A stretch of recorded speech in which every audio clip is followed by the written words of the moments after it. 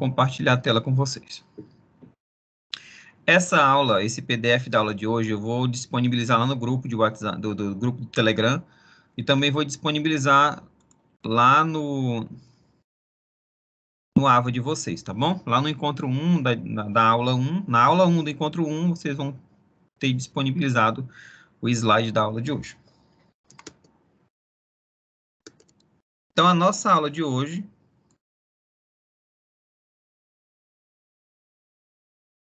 Deixa eu compartilhar aqui a tela.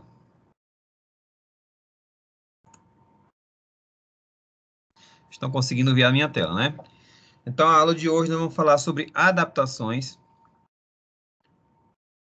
sobre lesões, mortes celulares, falaremos sobre a etiologia, né, que é a causa inicial que leva as células sofrerem alterações e, consequentemente, levarem ao estado de doença, como que elas são classificadas e as suas manifestações. Então, primeiro, para a gente, como tópico inicial da disciplina, precisa entender qual a diferença de saúde e doença. Então, a saúde, ela foi classificada pela Organização Mundial de Saúde em 1948 como um completo bem-estar, na verdade, físico, mental e social, e não simplesmente uma ausência de doença. Então, o indivíduo ele só é considerado saudável quando ele tem essa plenitude física, mental e social. Logicamente, nós já conseguimos entender que existem doenças de natureza física, existem doenças de natureza mental e existem predisposições sociais que podem levar a um maior acometimento de indivíduos de determinada classe social ou de determinada região. Eles estão inseridos numa região que o predispõe. Por exemplo, um indivíduo que mora na região amazônica, ele está mais suscetível a adquirir malária, né, porque é uma região endêmica. Já a doença é a interrupção, né, o bloqueio ou um distúrbio de um sistema, que pode ser o sistema circulatório, sistema respiratório, sistema reprodutor, sistema de defesa, enfim. Pode ser uma estrutura ou um órgão, né?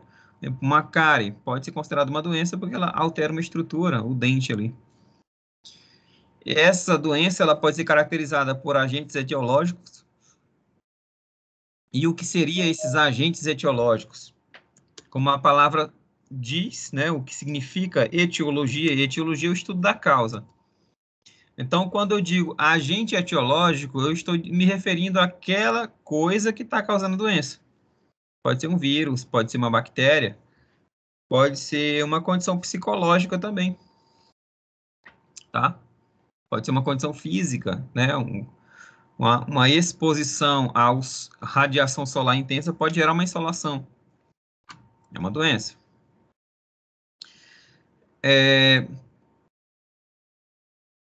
Tem um agente etiológico reconhecido e também apresentam sinais e sintomas ou alterações anatômicas. Então, o paciente que tem a determinada doença, que já foi classificada, ele vai ter sinais e sintomas característicos conhecidos e alterações anatômicas, caso ocorram, também conhecidas. Um exemplo clássico de alteração anatômica por doença é a paralisia infantil. É causada por um vírus, o vírus da polio. O nome dessa doença também é chamado de poliomielite, é o nome científico dela. E ela, em indivíduos acometidos, normalmente eles apresentam paralisia dos membros inferiores e anormalidades anatômicas. Então, essa doença, ela inclui uma causa, né, uma etiologia, significa causa. Ela também inclui uma patogenia. A palavra patogenia significa início da doença, né? Pato significa doença, e genia vem de Gênese, de criação. É o primeiro livro da Bíblia, como exemplo aí. Gênese significa criação. Então, a patogenia é como a doença se inicia. Algumas doenças geram alterações morfológicas, né? Como aumento da temperatura, palidez cutânea, por exemplo, a anemia, o paciente fica pálido. Ele apresenta também manifestações clínicas, né, os sintomas. essa doença ela pode ter um diagnóstico e também uma evolução clínica, né? Como que esse paciente ele pode evoluir ao longo do tempo, caso ele seja tratado e também caso ele não seja tratado. Qual a expectativa desse paciente, que a gente chama de prognóstico. O prognóstico é uma previsão do que pode acontecer com esse paciente, tá?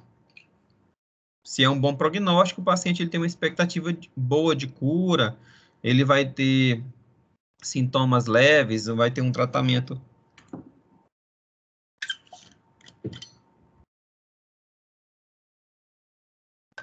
menos agressivo e tudo mais.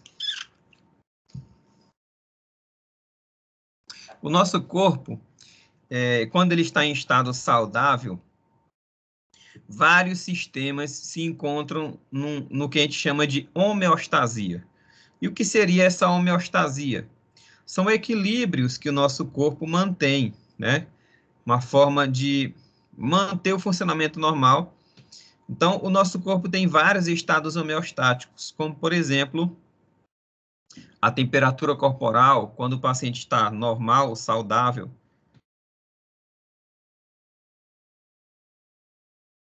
ela tem ali uma faixa entre 36,5 até 37,2, tá? É uma homeostasia. Todos os corpos de indivíduos saudáveis, independente de onde moram, eles estão nesse estado de temperatura. A pulsação também, né, o número de batimentos cardíacos que o paciente apresenta, quando ele está em estado normal, né, em estado de repouso, ele apresenta uma quantidade ali considerada de referência, né, um valor que é considerado normal dentro de uma faixa de referência. A pressão arterial também é um estado homeostático. O paciente tem uma pressão arterial ali em estado de repouso, estado saudável, permeando ali 12/8, também chamado de 120/80, dependendo da escala. A glicemia, né, os níveis de glicose do paciente no sangue, também tem ali os valores normais, que em jejum de 12 horas ficam ali entre 70 e 99 gramas por decilitro.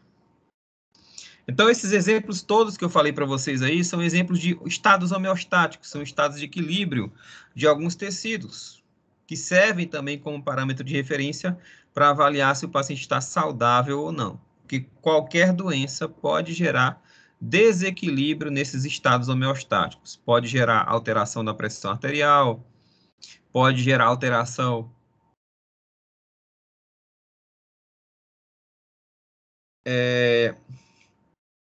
na saturação. Nós temos aí, por exemplo, a COVID-19, que quando ela acomete os pulmões, ela gera uma queda na saturação, queda nos níveis de oxigênio sanguíneo, tá? Isso é um estado homeostático que é perturbado por uma doença.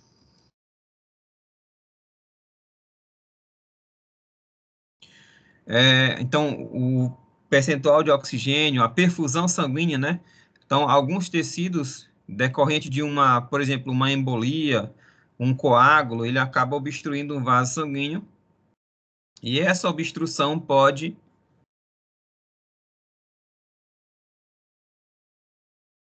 interferir na, na circulação de sangue, a gente chama de perfusão, né? Na, na injeção de sangue no tecido. Então, para a gente entender melhor como que esses estados homeostáticos eles podem ser perturbados por um estado de doença, nós temos aqui um exemplo de uma célula que está em homeostase. Então, essa célula ela está adaptada ao ambiente em que ela se encontra. Então, ela está adaptada a uma temperatura, ela está adaptada a uma pulsação, né? Adaptada a uma pressão arterial, né? Adaptada a um nível de glicose, adaptada a uma saturação de oxigênio, uma perfusão, a emissão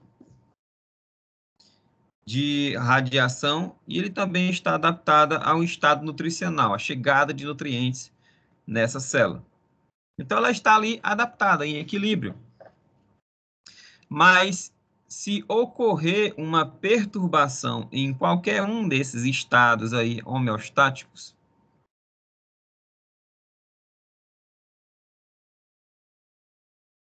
deixa eu só responder aqui o colega que está perguntando aqui. Na verdade, eu vou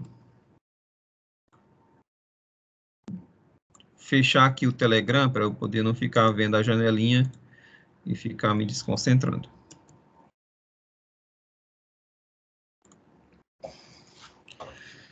Então, essa célula está adaptada, né?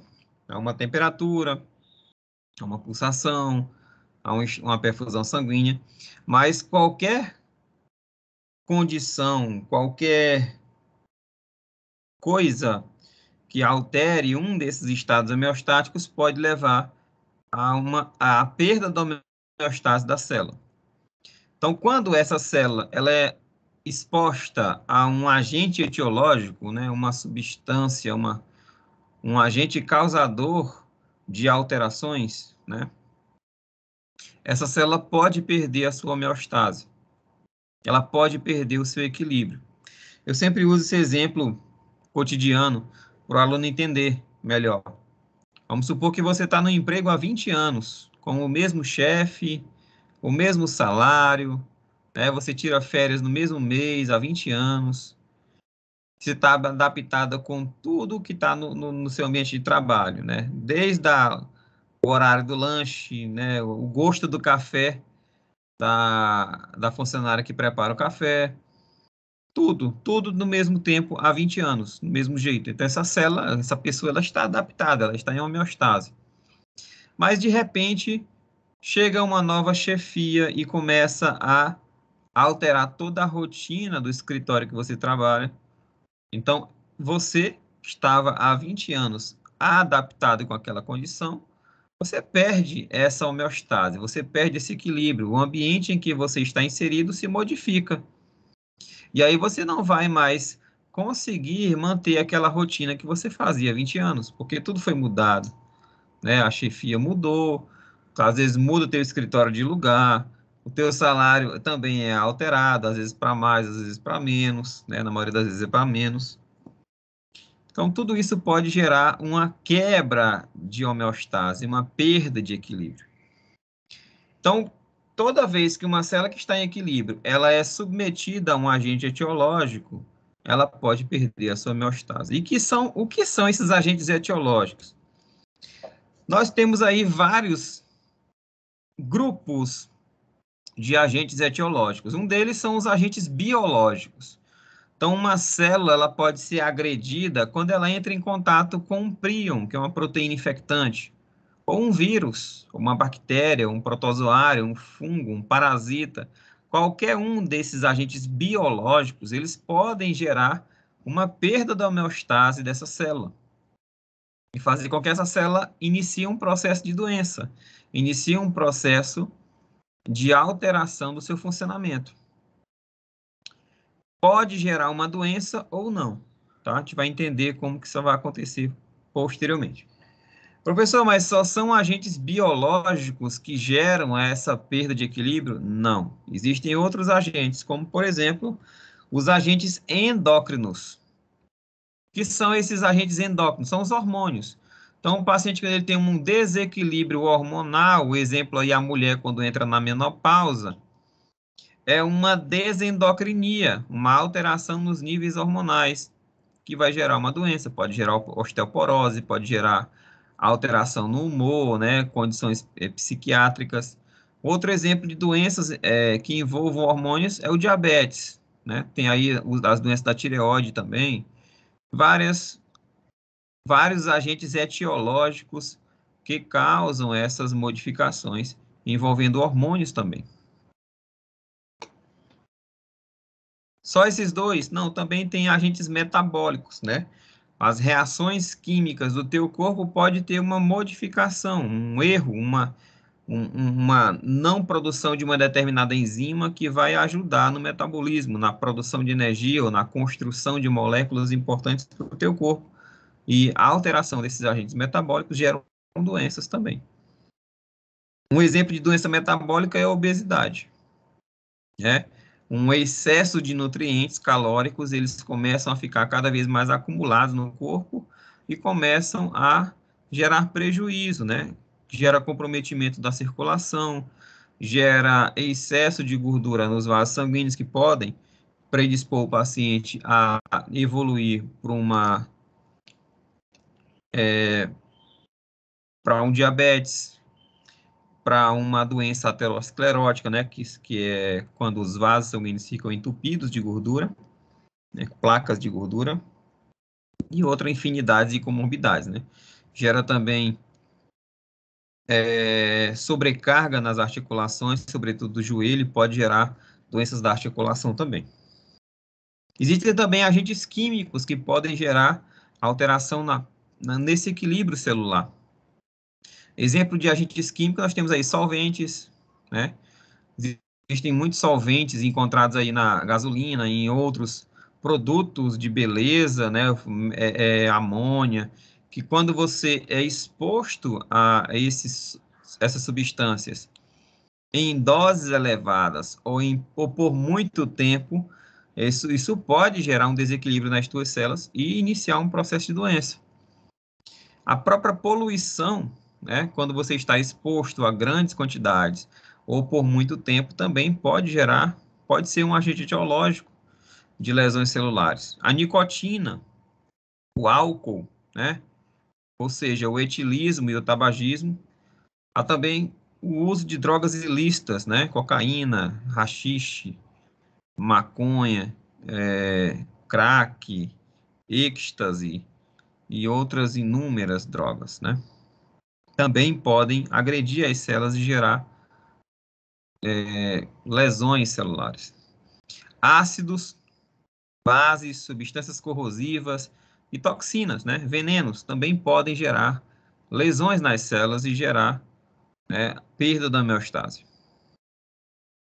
Além disso, existem os agentes físicos, né, o traumatismo, uma pancada, uma queimadura, uma vibração sonora. Um exemplo, você chegar perto de uma radiola de reggae, ela no volume alto, aquilo ali vibra o teu corpo todinho, pode até gerar sangramento nasal por conta da vibração intensa, pode gerar, inclusive,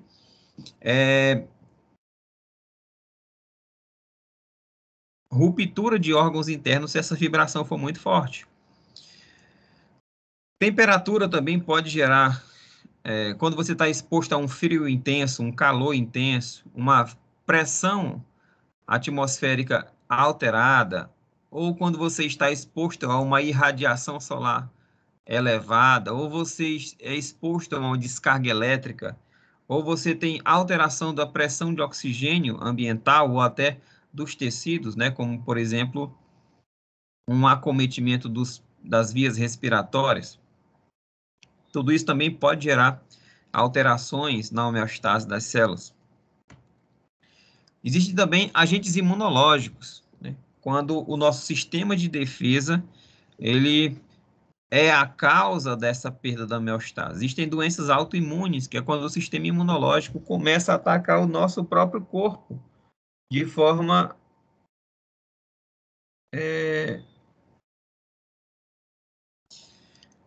de forma como é que se diz o termo, meu Deus? Meio que sem querer, né?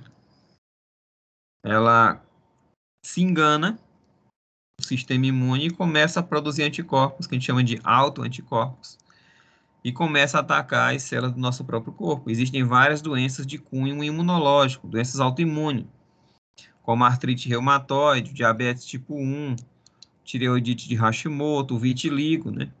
Todas são doenças autoimunes. Também pode ser uma rejeição de enxerto, né? Um paciente que é transplantado, recebe um rim novo, por exemplo, e aquele rim ele começa a ser atacado pelo sistema imune porque esse sistema imune rejeita aquele tecido estranho. Uma transfusão sanguínea incompatível, um processo de reação alérgica, né? A hipersensibilidade, reação cruzada, uma resposta imune exacerbada. Tudo isso pode gerar alterações na homeostase da célula.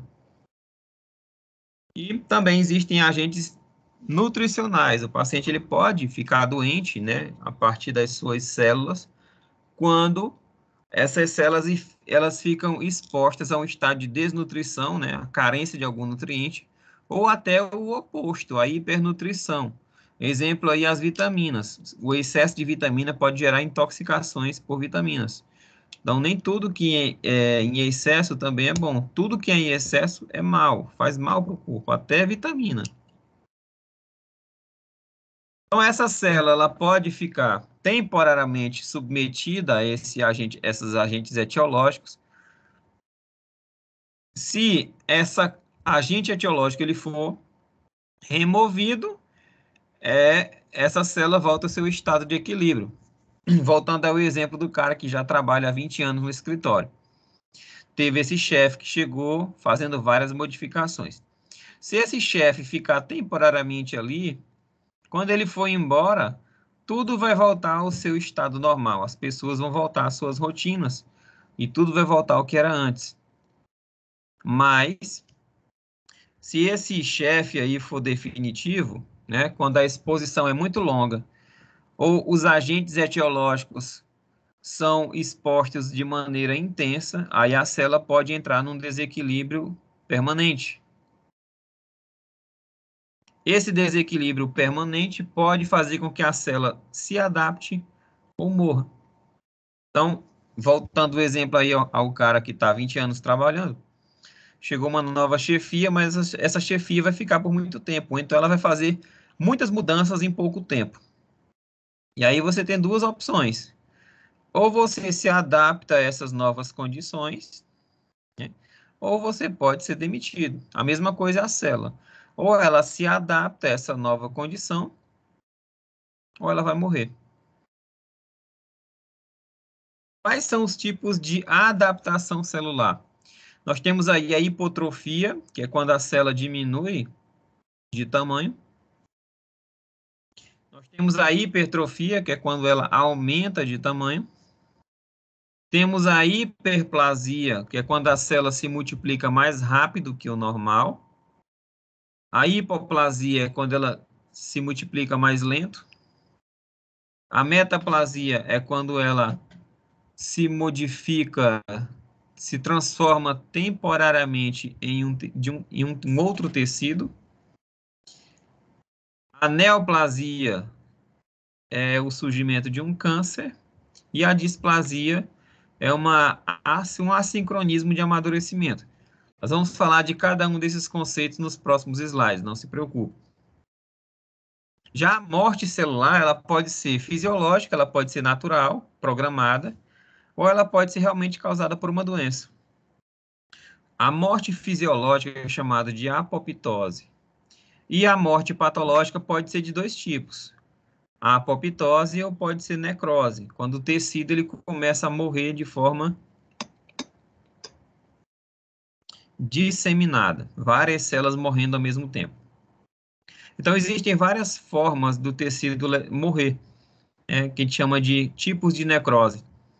Nós temos aí a necrose liquefativa, a necrose coagulativa, a necrose caseosa, a necrose gangrenosa e existe a gomosa também e a fibrinoide, que nós vamos falar ao longo dos slides. Então, as adaptações celulares são alterações decorrentes à mudança do meio interno do organismo. E essas células elas podem sofrer mudança de tamanho, de número ou de tipos. Essas adaptações podem ocorrer isoladamente em um determinado tecido, apenas um tipo de adaptação, elas podem ocorrer em conjunto, levando a um estado de atrofia, hipertrofia, hiperplasia, metaplasia e displasia. Também incluem acúmulos intracelulares e estocagem de produtos em quantidades anormais. Por exemplo, quando você ingere muita gordura, os teus hepatócitos, as células do fígado, elas começam a acumular esse excesso de gordura, gerando esteatose hepática, gerando acúmulo de gordura no fígado. Esse acúmulo de gordura também pode ser evidenciado nas células adiposas, no tecido gorduroso. Você começa a engordar decorrente da ingestão aumentada de carboidratos, né, de açúcares e também de gordura.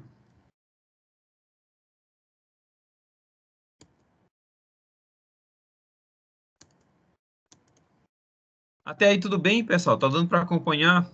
Alguma dúvida?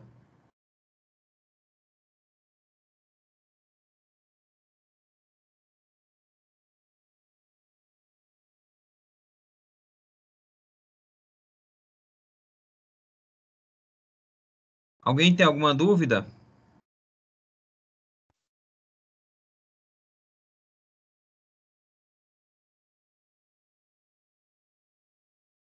Não? Então vamos continuar. Então, os mecanismos que ativam esse processo de adaptação são desencadeados por sinalizadores químicos, né? Como, por exemplo, hormônios, citocinas inflamatórias, quimiocinas, que são substâncias sinalizadoras, fatores de crescimento, espécies reativas de oxigênio, excesso ou escassez de nutrientes, que podem ativar genes de manutenção celular. Um dos mecanismos de adaptação é a atrofia. Então, a atrofia é uma adaptação celular para um modo de sobrevivência. Então, quando o nosso tecido, quando as nossas células são submetidas a um estado de carência de nutriente grave, né, ou um ambiente hostil, essa célula entra em modo de sobrevivência. Esse modo de sobrevivência pode ser ocasionado por uma diminuição da demanda de trabalho ou uma condição ambiental diversa. Um exemplo de atrofia é quando o indivíduo ele sofre uma lesão na coluna, né, fica paraplégico, e os músculos dos membros inferiores, por não ter mais uma demanda de trabalho, porque eles não funcionam mais, não são mais contraídos, eles começam a atrofiar. O músculo vai ficando cada vez mais fino, mais atrófico. Isso pode ser causado por uma redução do tamanho, uma proliferação celular diminuída, um consumo de oxigênio diminuído, as funções celulares também vão diminuir, e o número e o tamanho das estruturas vão diminuir também. Então, a célula toda ela vai encolher, ela vai reduzir o tamanho, ela vai deixar de se multiplicar, ela vai consumir menos oxigênio, porque ela tem menos mitocôndria, e todas as funções que ela desempenhava vão ficar reduzidas. Ela entra num estado parecido com a hibernação. Essa atrofia, quando ela envolve um número significativo de células, todo o tecido ou órgão vão atrofiar. Um exemplo aí é o tecido muscular. Ele vai se adaptar à carga de trabalho, aos níveis de insulina, aos níveis de hormônio do crescimento, aos níveis de fator de crescimento insulinotrófico. E eles vão alterar o consumo de oxigênio e síntese de proteínas. Então, se você impõe mais trabalho para o músculo, ele vai aumentar de tamanho, a gente chama de hipertrofia.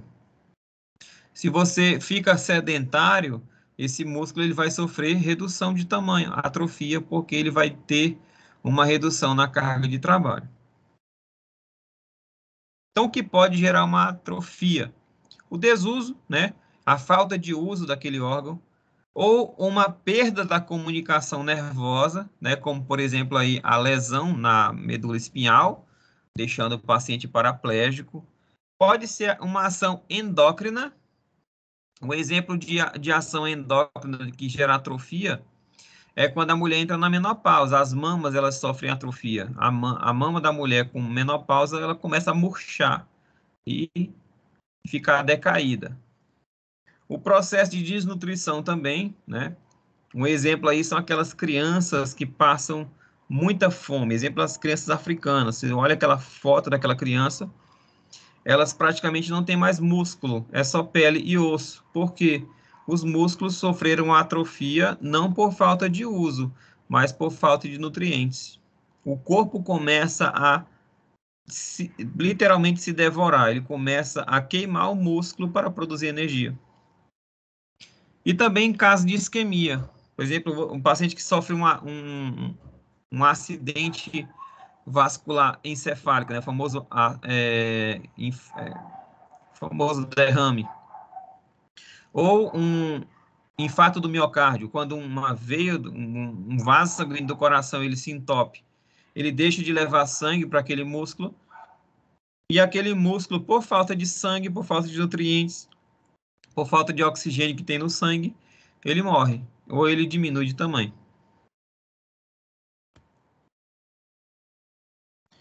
Então, no caso da atrofia, essas células começam a gerar sinais catabólicos, ou seja, de quebra de moléculas.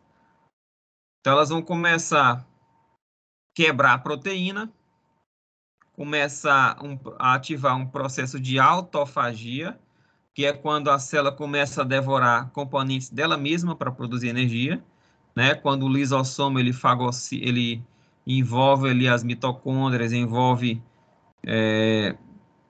outras estruturas e vão literalmente digerindo as estruturas internas das células. Como o próprio nome diz, autofagia, auto, si próprio. E fagia vem de fagos, que significa comer. Então, a célula literalmente está se devorando. Algumas entram em apoptose, que é a morte programada da célula, também em decorrência da atrofia. Um dos mecanismos de ativação da atrofia é o sistema ubiquitina-proteossoma. A ubiquitina é uma proteína que leva outras proteínas para serem destruídas. Então, quando uma proteína da célula se liga à ubiquitina, esse complexo proteína-ubiquitina vai ser transportado para o proteossoma. E lá ele vai ser degradado, transformando-se em aminoácidos. Então, na atrofia, esse mecanismo de ubiquitina-proteossoma, ele é ativado e começam, então, a quebrar pequenas proteínas para produzir energia.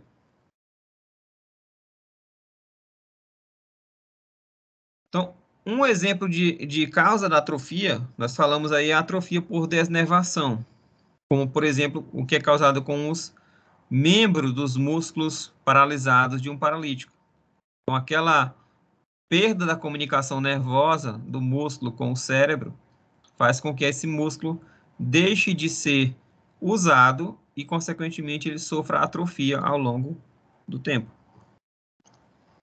Existe também a atrofia endócrina. Um exemplo aí é a atrofia genital e mamária, pela redução do estrogênio após a menopausa. Então, o útero diminui de tamanho, as mamas diminuem de tamanho, até o canal vaginal ele fica menos inervado, menos irrigado, por conta da queda do estrogênio após a menopausa. E existe também a atrofia por desnutrição, decorrente da redução do metabolismo para a sobrevivência, como nós falamos aí dos indivíduos em desnutrição extrema, em estado de inanição prolongada, né? Que é a ausência da alimentação. Indivíduos que passam fome, literalmente. O corpo começa a metabolizar proteínas do próprio músculo, começa a metabolizar primeiro a gordura, depois, quando a gordura está praticamente zerada, começa a metabolizar proteína.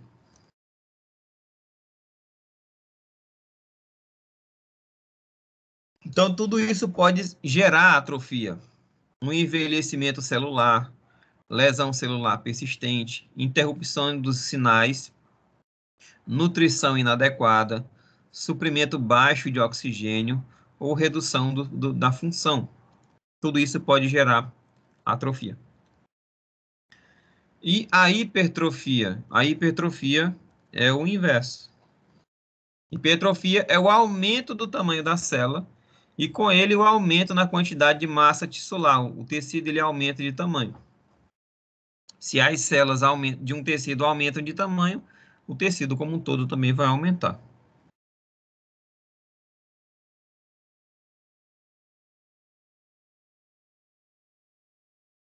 Então, essa hipertrofia, ela resulta de aumento da carga de trabalho imposta ao órgão ou parte do corpo.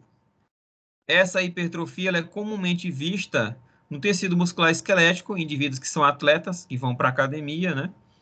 Que impõem uma carga de trabalho maior, naquele músculo ele vai aumentar para compensar esse processo de aumento de trabalho. E também é visto na parede do coração de indivíduos que são hipertensos. Então, o indivíduo que é hipertenso, o coração dele acaba trabalhando mais, e aí o coração, a parede do coração fica mais espessa, fica hipertrófica.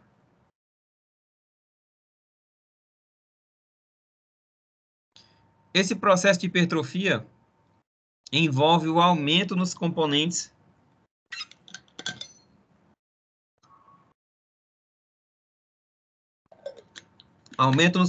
dos funcionais da célula, que permite o equilíbrio entre a demanda e a capacidade. Então, a célula vai aumentar os seus componentes para atender a demanda aumentada.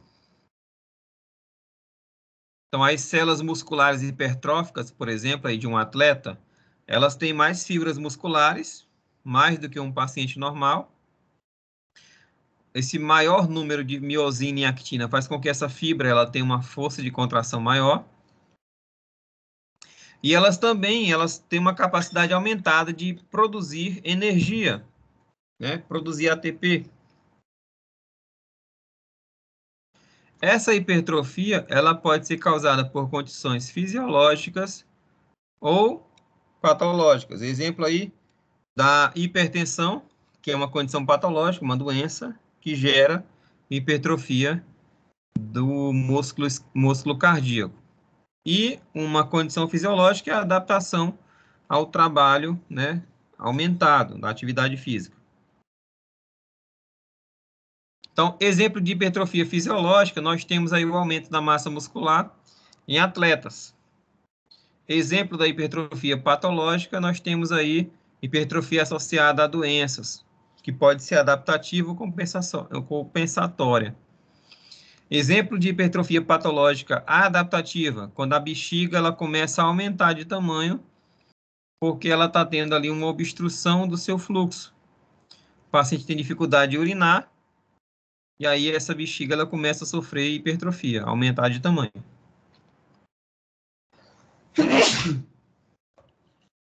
E a hipertrofia miocárdica, né? O espessamento da parede do coração em decorrência da hipertensão arterial. Existe também a hipertrofia compensatória, que é quando um órgão aumenta de tamanho ou um tecido aumenta de tamanho após parte desse órgão ser removida ou tornado inativo. Um exemplo de hipertrofia compensatória é o caso da hipertrofia compensatória renal. Quando o paciente ele tem um rim removido, né, faz uma nefrectomia, o rim que ficou, ele vai aumentar de tamanho porque ele vai ter o seu trabalho dobrado. Então, praticamente ele dobra de tamanho por decorrência desse aumento de carga de trabalho. Então, ele tem essa hipertrofia compensatória. Para compensar o trabalho daquele outro, ele acaba aumentando de tamanho para dar conta do recado. Então, essa hipertrofia, elas são decorrentes da consumo de ATP, de forças mecânicas, né, como estiramento das fibras musculares, e também produtos de degradação celulares e fatores hormonais. E o que seria, então, o oposto, a hipotrofia? A hipotrofia é a redução da quantidade de componentes estruturais e das funções celulares, como redução do volume das células e dos órgãos atingidos. Então, ela é muito parecida com a atrofia, só que a atrofia é uma condição de sobrevivência da célula. Então, o mecanismo da hipotrofia é a redução do anabolismo. O que é o anabolismo? O anabolismo são reações químicas de construção. Por exemplo, quando o corpo produz proteínas a partir de aminoácidos, que são moléculas menores, essa reação química é uma reação anabólica de construção. Ou quando o corpo ele sintetiza o DNA a partir de nucleotídeos, também é uma reação anabólica.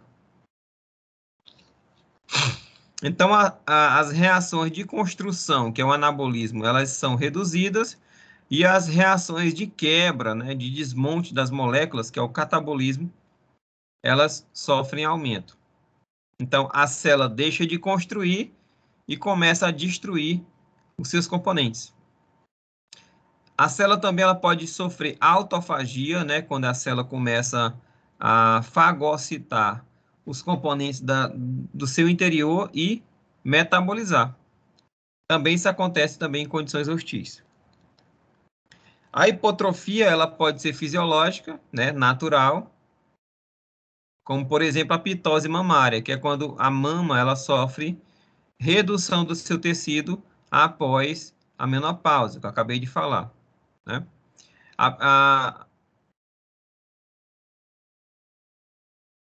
Existem outros exemplos de hipotrofia também, né? Como a hipotrofia do músculo do útero após a menopausa também. Não só a mama, mas o útero diminui de tamanho após a menopausa. Isso é um exemplo também de hipotrofia fisiológica. E existem também as hipotrofias patológicas, não são normais. Por exemplo, quando o paciente ele tem inanição, né? Fica sem se alimentar por muito tempo. Ou desuso, quando aquele órgão não é utilizado.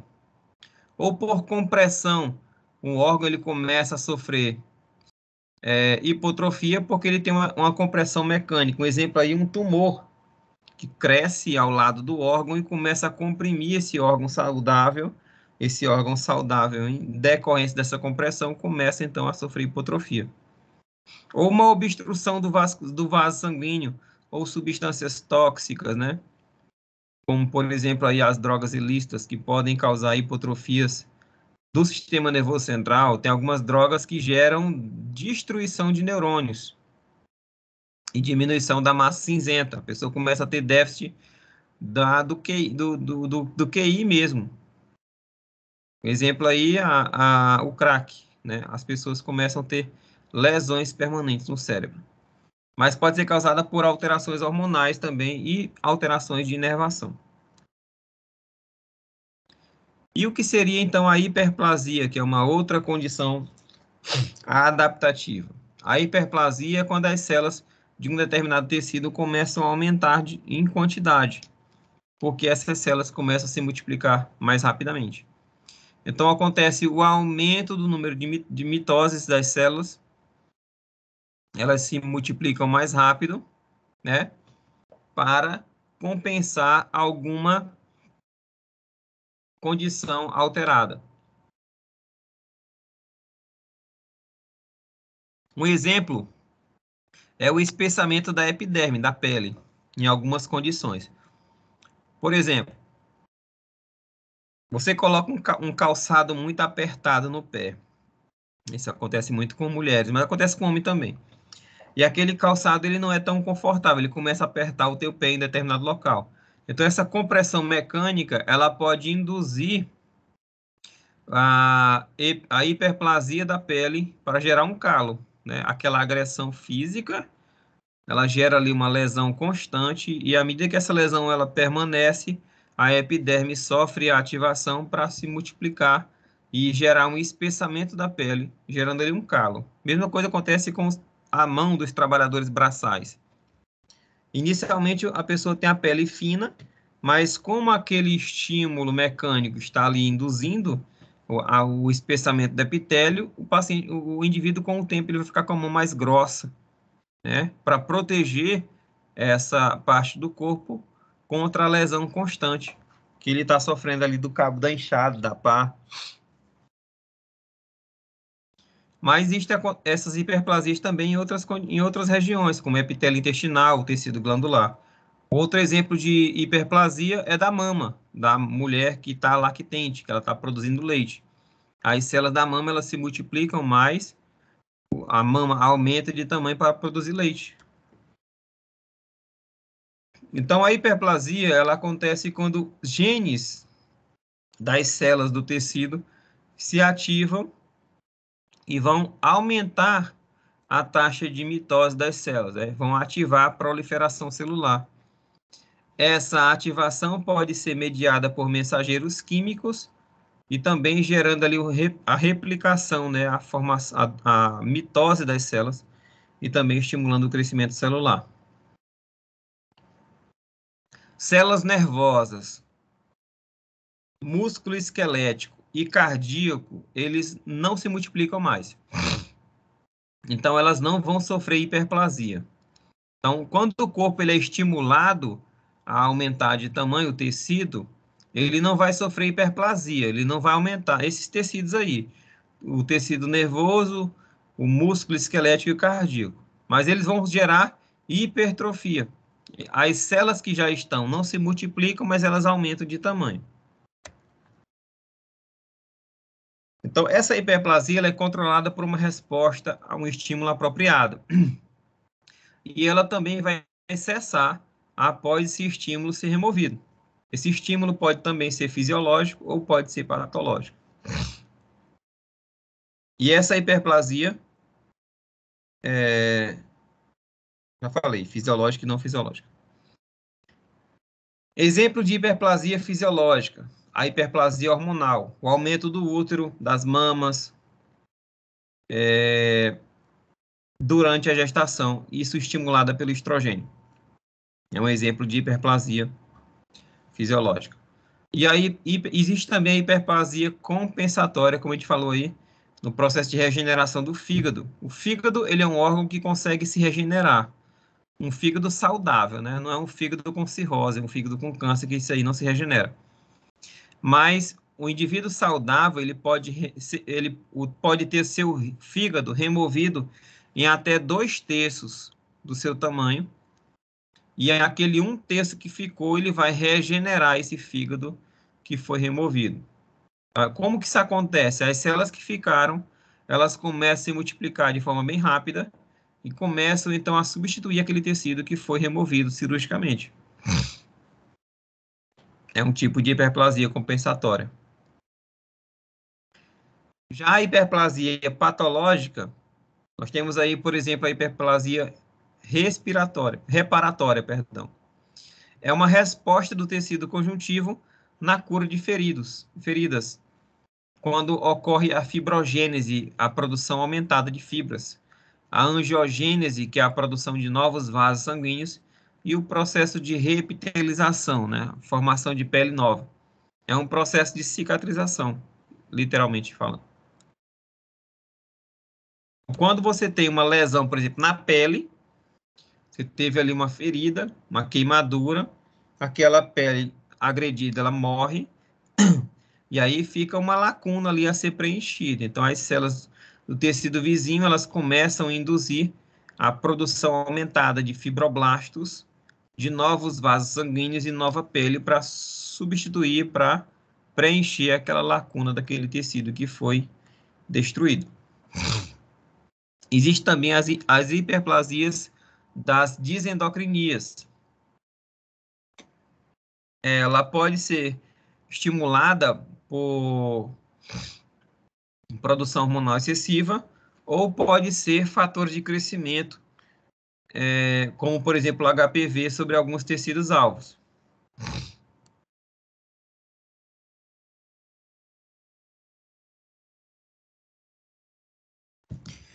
Tudo bem, pessoal? Está dando para acompanhar? Alguma dúvida?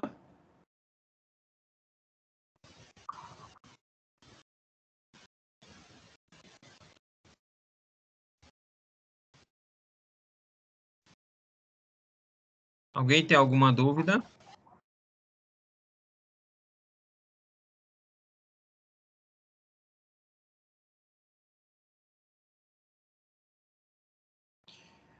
Não? Então vamos continuar.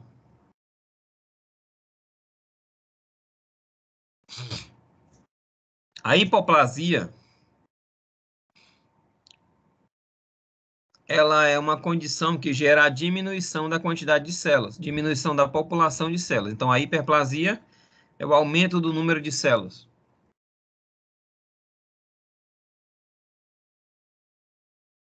A hipoplasia é quando o tecido ele tem um número de células reduzido. Consequentemente, esse órgão ele vai diminuir de tamanho, ou até a parte do corpo. Essa hipoplasia ela pode ser causada por um processo de embriogênese. O paciente já nasce com esse tecido hipoplásico, como, por exemplo, a hipoplasia pulmonar ou hipoplasia renal. Mas pode também ser causada por condições endócrinas e nutricionais também. Um exemplo de hipoplasia fisiológica é a involução do timo. É um órgão que a gente tem aqui no nosso corpo, abaixo desse osso do meio das costelas, né, abaixo do osso externo. E em crianças, esse timo ele é muito grande. Mas ele vai diminuindo de tamanho à medida que a pessoa vai envelhecendo. A gente chama de hipoplasia do timo. Normal. Outro exemplo de hipoplasia é a involução das gônadas e aparelho reprodutor na menopausa. Então, os ovários e a vagina como um todo, o canal vaginal, ele vai diminuir de tamanho após a menopausa. A vagina fica menos elástica, fica com menos vasos sanguíneos, diminui a temperatura e isso pode até causar uma má lubrificação do canal vaginal e deixar a relação sexual mais dolorosa, mais incômoda.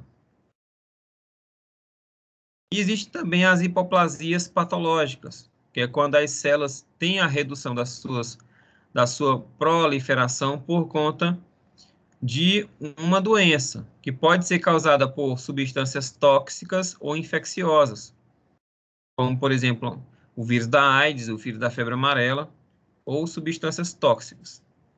No caso aí, a medula óssea, que é o tecido vermelho dentro dos ossos, que produz as células do sangue, ela pode sofrer hipoplasia em algumas condições já citadas, como a AIDS, a febre amarela ou intoxicações. E quais são as consequências da hipoplasia? Elas podem ser reversíveis quando esse agente causador da hipoplasia é removido, exceto quando essa hipoplasia é congênita, ou seja, quando o paciente já nasceu com ela. Outra adaptação celular é a metaplasia. A metaplasia consiste na mudança do tecido em outro. Literalmente, um tecido ele vai ser substituído por um outro tipo de célula adulta. Então, a metaplasia é a mudança reversível na qual um tipo de célula adulta é substituído por outro tipo de célula adulta. Então, o tecido ele vai, teoricamente, se transformar em outro, temporariamente. Então, como que isso acontece? Esses tecidos que sofrem metaplasia, eles têm células tronco, né? São células que se multiplicam para dar origem a esses tecidos, para repor esses tecidos à medida que eles morrem. Quando o tecido original ele tem ali uma lesão, uma exposição intensa, ele pode fazer com que as células tronco deixem de se transformar nesse tipo de célula e se transformem em outro. Um exemplo aí é a traqueia, o aparelho respiratório dos fumantes, que sofrem metaplasia ao longo do período que o paciente ele tem o hábito tabagista. Então, as células do trato respiratório são células que produzem muco, né, que são mais sensíveis. Quando esse paciente começa a ter o hábito de fumar, as células tronco, que produzem essas células do trato respiratório, elas sofrem reprogramação e começam a produzir células mais resistentes para resistir a essa agressão química constante. Isso pode ser causado também no esôfago, né? Quando o paciente tem refluxo intenso. Então, o esôfago ele é um canal que leva o alimento para o estômago e ele não está adaptado a condições ácidas, mas quando o paciente tem refluxo, o conteúdo do estômago acaba voltando para o esôfago, gerando ali uma agressão, e essa agressão constante pode também gerar uma metaplasia do esôfago, chamado de esôfago de Barré. Então, um exemplo da metaplasia é a metaplasia epitelial escamosa, que é a substituição do epitélio colunar ciliado por um epitélio escamoso estratificado nas vias respiratórias em fumante crônico. E o outro exemplo, nesse caso aí da metaplasia do epitélio escamoso, a exposição continuada a influências que causam metaplasia pode predispor a uma transformação cancerosa do epitélio metaplásico. Isso quer dizer o quê? O paciente que ele é fumante, ele vai ter essa metaplasia, mas se essa exposição permanecer por muito tempo, isso pode influenciar ao surgimento de um câncer. Então, nós temos exemplo de condições metaplásicas, nós temos a escamosa, que ocorre a substituição da mucosa brônquica em fumantes, e também pode gerar uma mudança da endocérvix. Nós temos aí a metaplasia intestinal, causada pela gastrite crônica, gerando ali o esôfago de Barré, e a metaplasia mesenquimal, que transforma o tecido cartilaginoso em ósseo.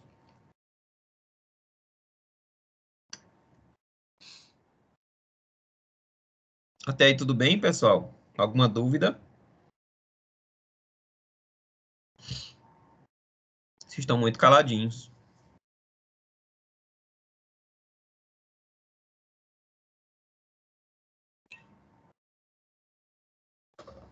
Tá dando para acompanhar?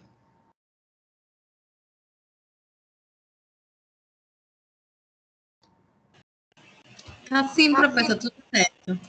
Ótimo. Aleluia, alguém falou. Então vamos lá.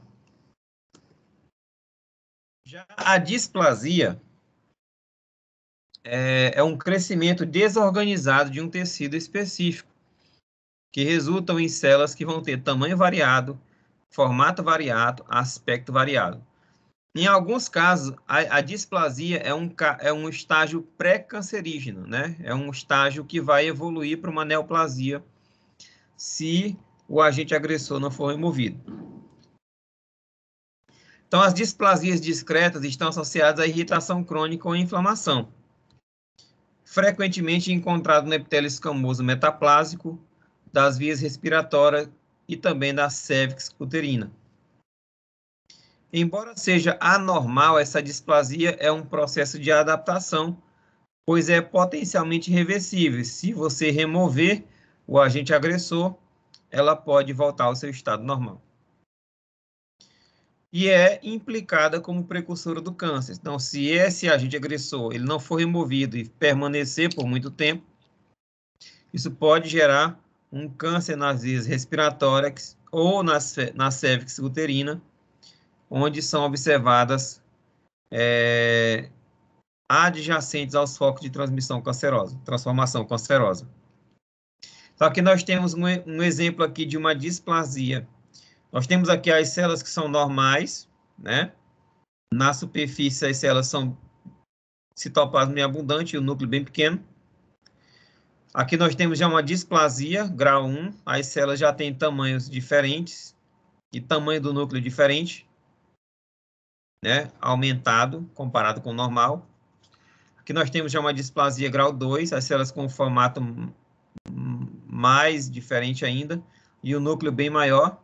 E a de grau 3, essas células elas não conseguem amadurecer. Percebam aqui que à medida que as células basais elas vão se amadurecendo, o núcleo vai diminuir de tamanho.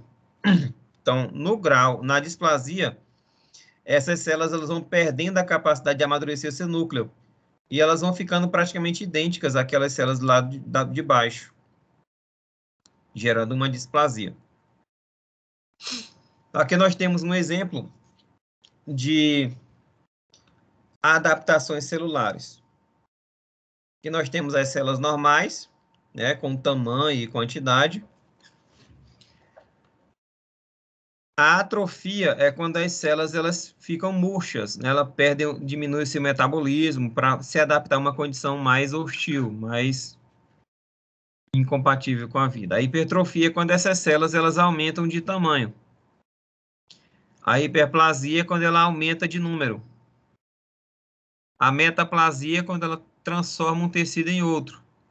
E a displasia é quando as células ficam aberrantes em tamanho, em formato e tamanho do núcleo. Aqui nós temos um quadrinho resumo, que resume basicamente o que a gente falou até agora, né? As adaptações celulares são alterações reversíveis no tamanho, no número, né? No formato, na atividade metabólica ou nas funções das células. E essas adaptações, elas acontecem em resposta à modificação do seu meio ambiente. Nós temos aí a atrofia, que é a redução do tamanho de um órgão ou tecido que resulta na diminuição do tamanho e no número das células. Então, há uma redução do tamanho e do número das células ao mesmo tempo. E o que gera essa atrofia? Ela é resultante da diminuição da síntese de proteína e o aumento da degradação das proteínas nas células. Ou seja, diminuição do anabolismo e aumento do catabolismo. A hiperplasia é o aumento do número de células de um órgão ou tecido em resposta a um estímulo. A hiperplasia somente ocorre em tecidos que contêm células capazes de se dividir. O mecanismo é resultante da proliferação das células maduras induzidas por fatores de crescimento e, em alguns casos, o aumento ocorre pelo surgimento de novas células a partir de células tronco teciduais. A hipertrofia é o aumento do tamanho das células, que resulta no aumento do tamanho do órgão. A hipertrofia é o resultado do aumento na produção de proteínas celulares. Por exemplo, aí é o aumento do músculo esquelético nos atletas. Ela também pode estar associada com uma troca de proteínas contráteis do tipo adulto para uma forma fetal ou neonatal. E a displasia é uma desorganização celular onde encontram-se células de vários graus de atipia, gerando uma desorganização da arquitetura do tecido.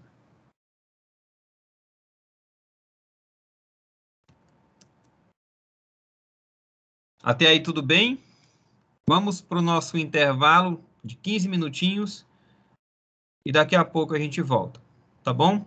Mas antes, alguém tem alguma dúvida, tem alguma pergunta? Pode falar, fique à vontade.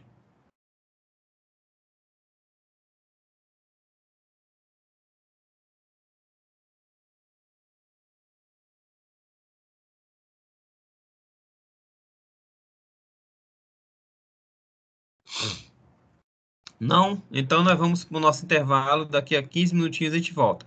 Até mais.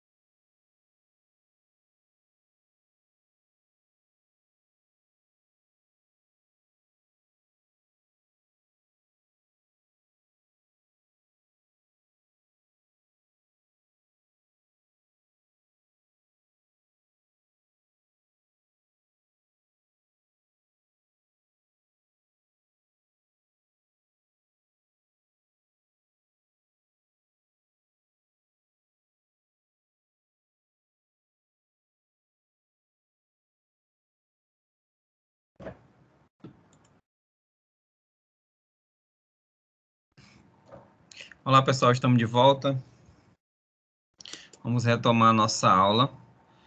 Nós estávamos falando sobre os tipos de adaptações celulares.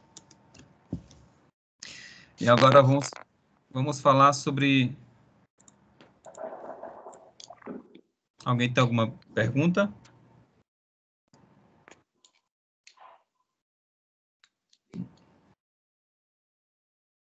The Bluetooth device is ready to...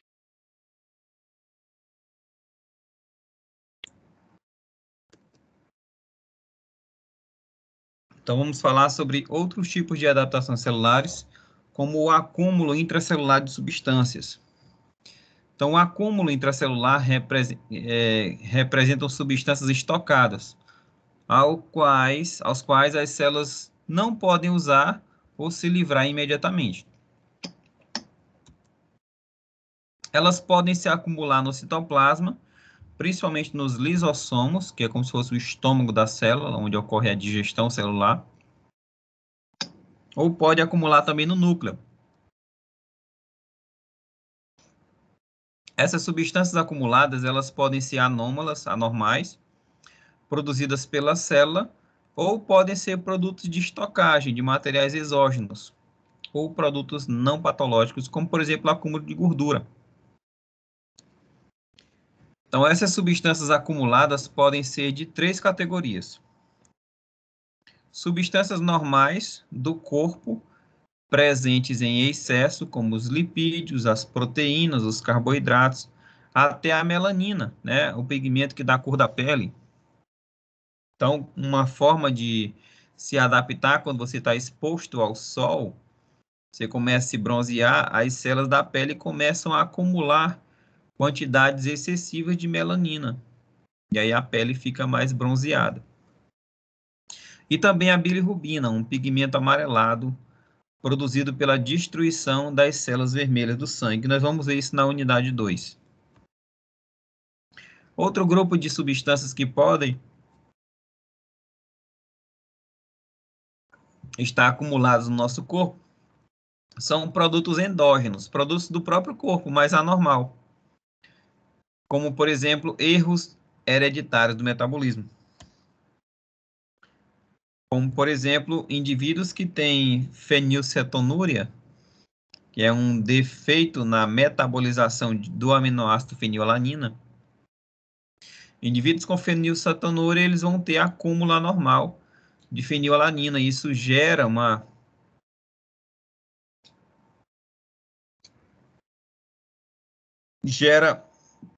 prejuízo para o corpo, principalmente porque gera lesões cerebrais irreversíveis. E também substâncias acumuladas nas células podem ser produtos exógenos, como substâncias ambientais e pigmentos que não podem ser degradados pela célula. Então, essas substâncias elas vão se acumulando com o tempo, né? Esse acúmulo pode ser temporário ou permanente e podem ser inofensivos ou, em alguns casos, podem ser extremamente tóxicos, como, por exemplo, o acúmulo de metais pesados no corpo.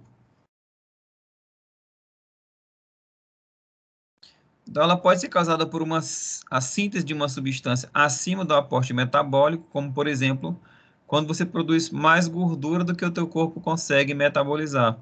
Isso começa a se acumular, então.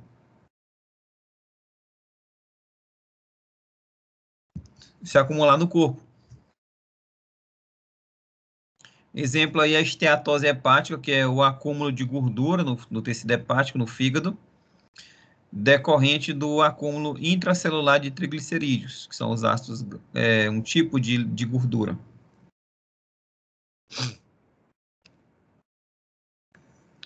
Esse acúmulo pode ser resultante de distúrbios genéticos, né, que perturbam o metabolismo de substâncias selecionadas, como, por exemplo, a doença de von Gierke.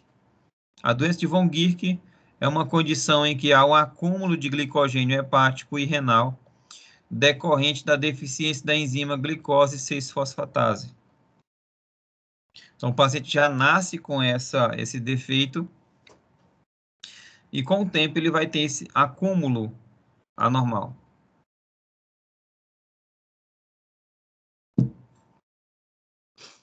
Existe também a doença de Tay-Sachs, que é uma doença decorrente do acúmulo anormal de lipídios no cérebro e em outros tecidos, causando deterioração motora e mental. Então, o paciente ele vai ter distúrbios mentais e também fraqueza muscular.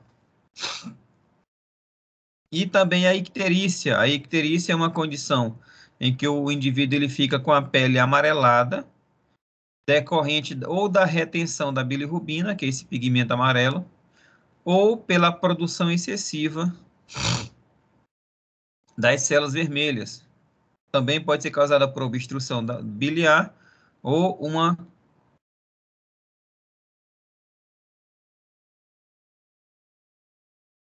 uma intoxicação hepática, como, por exemplo, no caso de hepatite.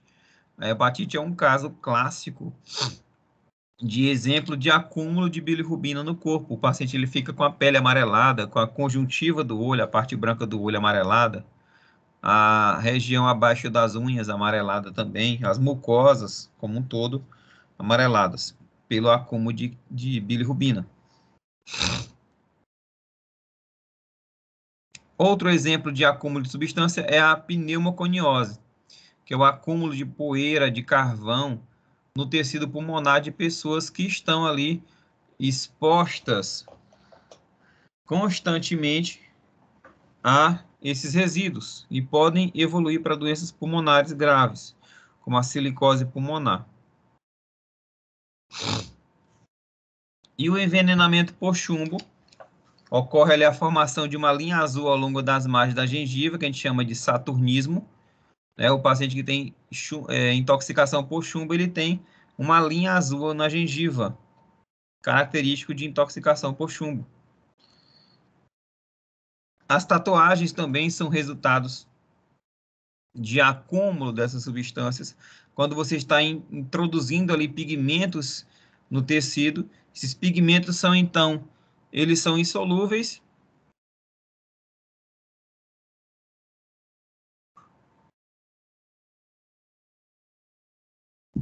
Eles são introduzidos na pele utilizando um equipamento específico. E lá na pele eles são, então, fagocitados pelos macrófagos. E esses macrófagos, eles vão persistir durante toda a vida.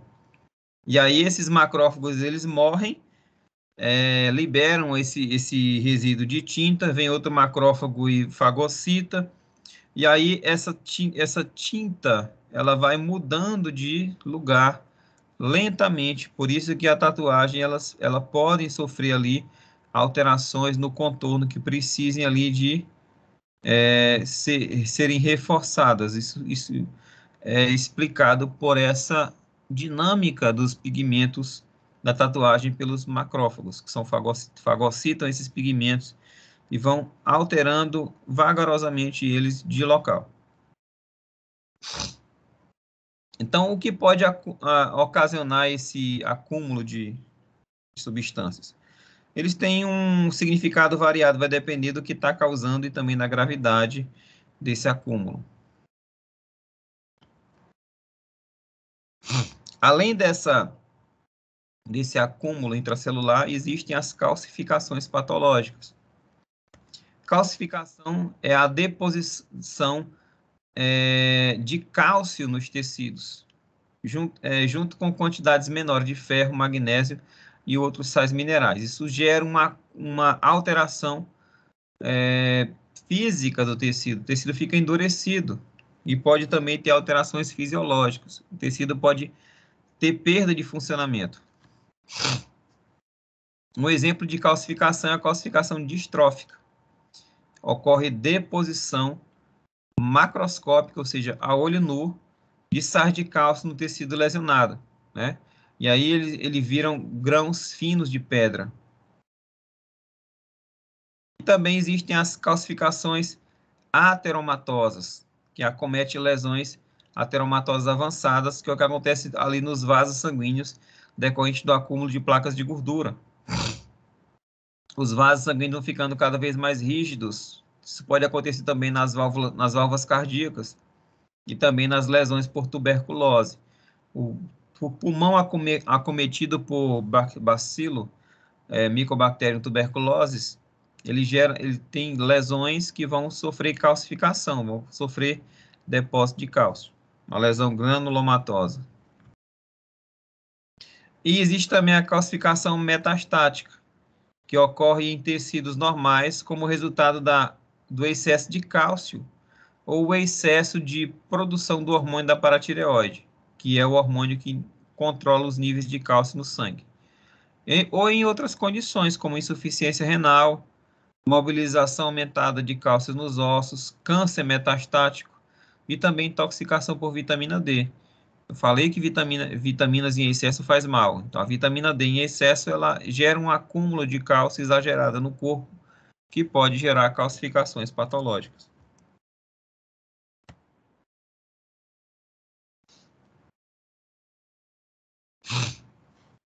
E depois que essa célula sofreu essas lesões todas, se essa lesão ela não for removida, ela pode levar à morte da célula.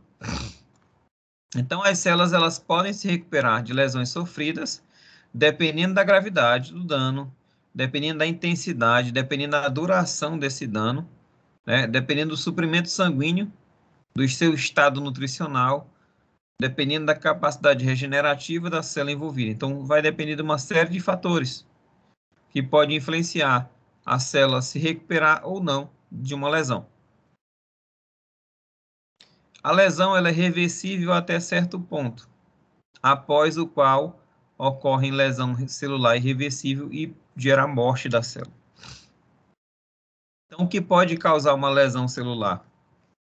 Como a gente já falou nos slides anteriores, por agentes físicos, por irradiação, por substâncias químicas, por agentes biológicos, por desequilíbrios nutricionais e outros agentes.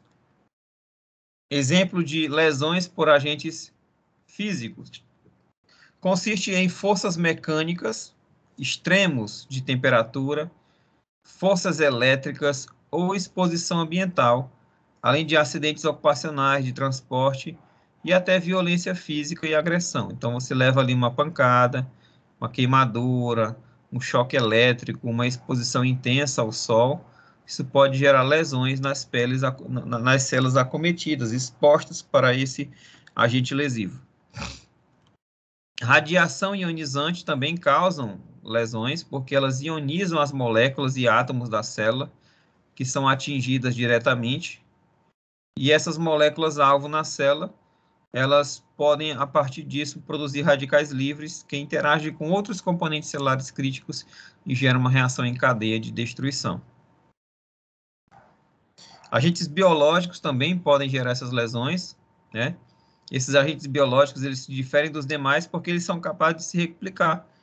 Então, diferente dos outros, os agentes biológicos, eles se multiplicam e eles podem produzir efeitos prejudiciais, danificando a célula por parasitose, ou produção de toxinas, ou produção de enzimas digestivas.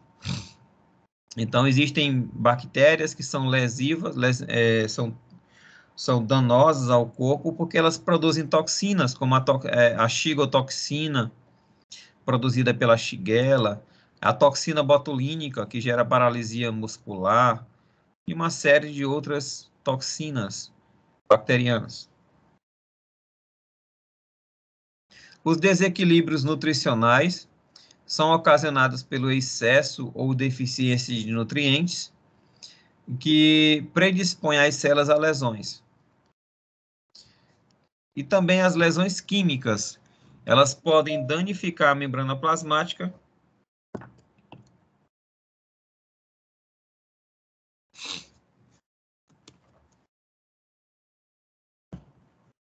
e outras estruturas. Podem também bloquear vias enzimáticas, coagular proteínas, perturbar o balanço osmótico iônico, corroer, alterar o metabolismo e gerar espécies reativas de oxigênio.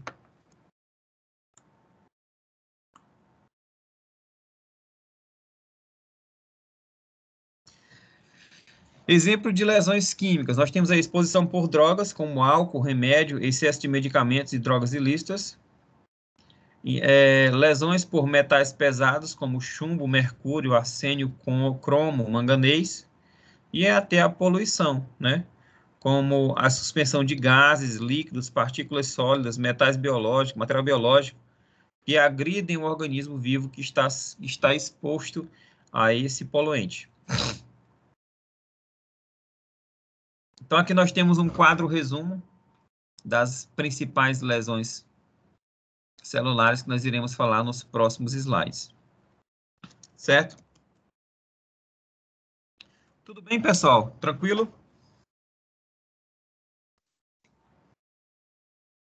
De boa? Vamos ficar por aqui hoje, né? Nosso primeiro dia de aula também não vou puxar muito, né? Que essa primeira parte, essa primeira unidade da disciplina, ela é um pouquinho cheia de muitos conceitos, de muitas classificações, ela é um pouquinho mais maçante, né? Mas as unidades 2, 3 e 4, elas são bem mais legais, tá bom? Então, eu vou disponibilizar essa aula para vocês em PDF, parte achar amanhã, eu já boto para vocês. Só estou fazendo algumas modificações nela, dando umas melhoradinhas em algumas partes. E já vou disponibilizar também amanhã essa aula gravada